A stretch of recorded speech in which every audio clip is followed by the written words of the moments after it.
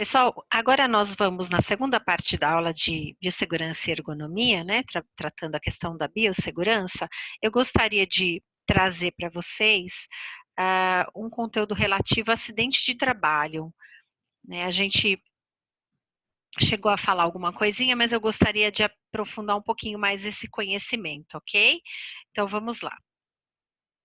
A notificação compulsória é toda a situação, agravo que tem que ser comunicado obrigatoriamente para as autoridades de saúde, né? Essa comunicação é feita pelos profissionais de saúde responsáveis pelos estabelecimentos assistenciais de saúde, né? Não importa se é público, se é privado, todos eles têm que fazer, né? E aí ela pode acontecer de três formas, tá?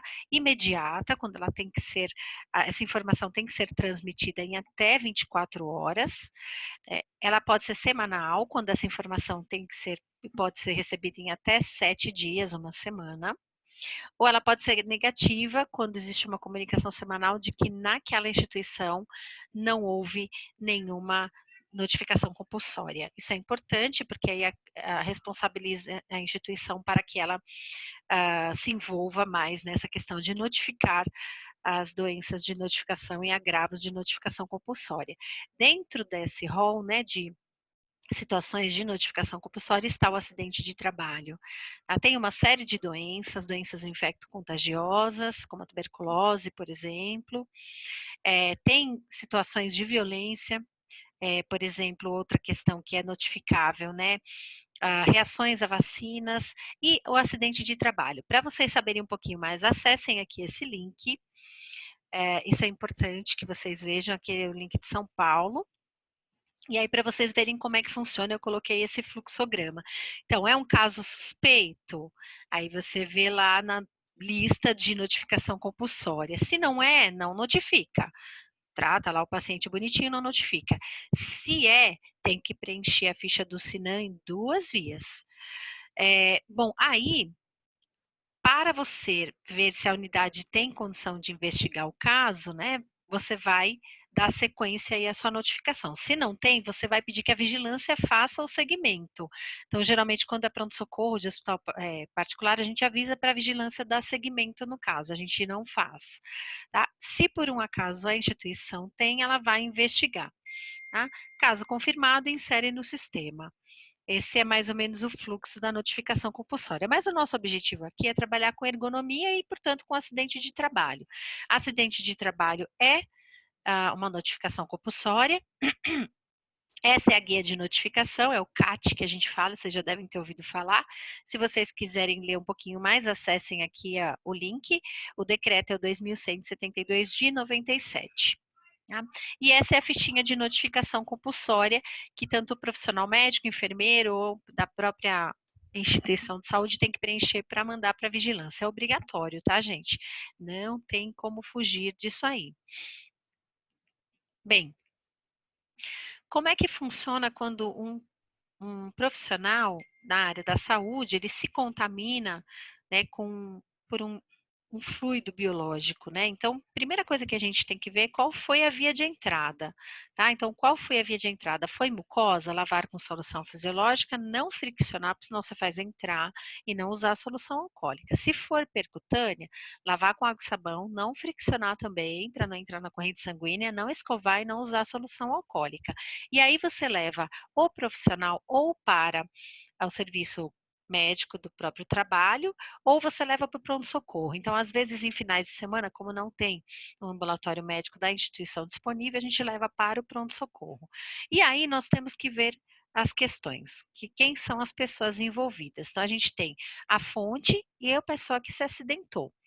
A fonte pode ser conhecida ou desconhecida. Se for desconhecida, a gente pede para a fonte se ela autoriza fazer testes. Que testes?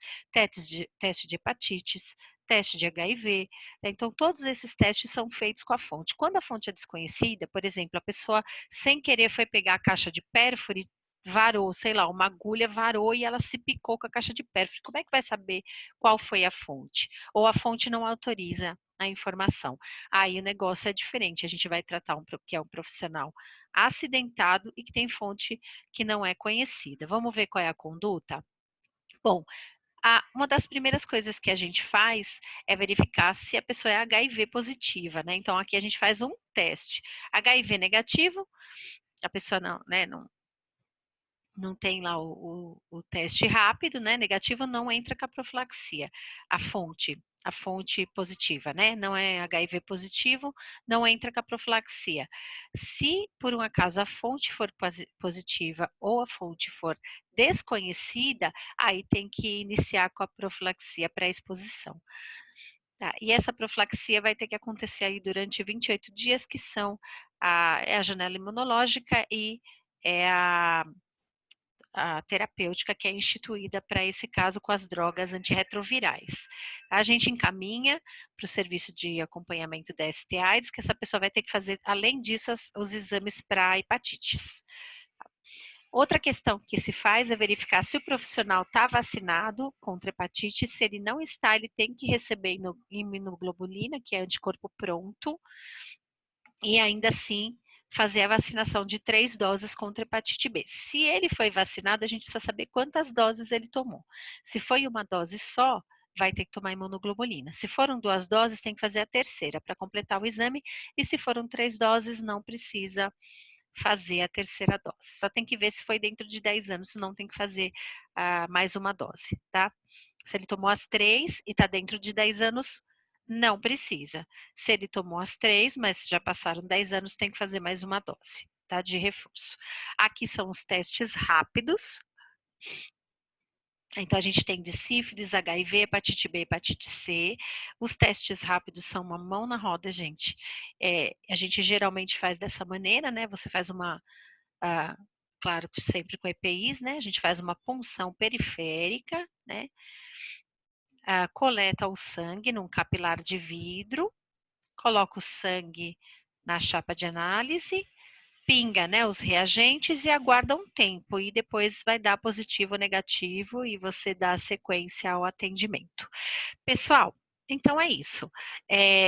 Essa última parte eu queria destacar para vocês, porque muitas vezes quem acaba fazendo o acompanhamento de acidente de trabalho é o enfermeiro do pronto-socorro, principalmente quando é final de semana, né? Final de semana, às vezes, as instituições não têm o serviço médico do próprio hospital disponível, então acaba sendo uma situação que o enfermeiro acompanha. E mesmo que ele não acompanhe, não faça os testes, não siga o protocolo, né? Porque tem uma outra equipe fazendo, a gente precisa saber porque pelo menos o primeiro cuidado tem que ser prestado pelo enfermeiro do setor e a conduta de segmento também ele tem que ter conhecimento, né, e tem que ter aí a condução do caso. Então, por isso que eu gostaria que vocês soubessem. Para finalizar aqui a nossa parte 2 da aula, prestem muita atenção, orientem sempre a equipe de vocês para que esse tipo de coisa não aconteça, porque é uma dor de cabeça muito grande, quem faz no tratamento profilático reclama muito das reações adversas da medicação, então é muito melhor que a gente trabalhe com prevenção, certo?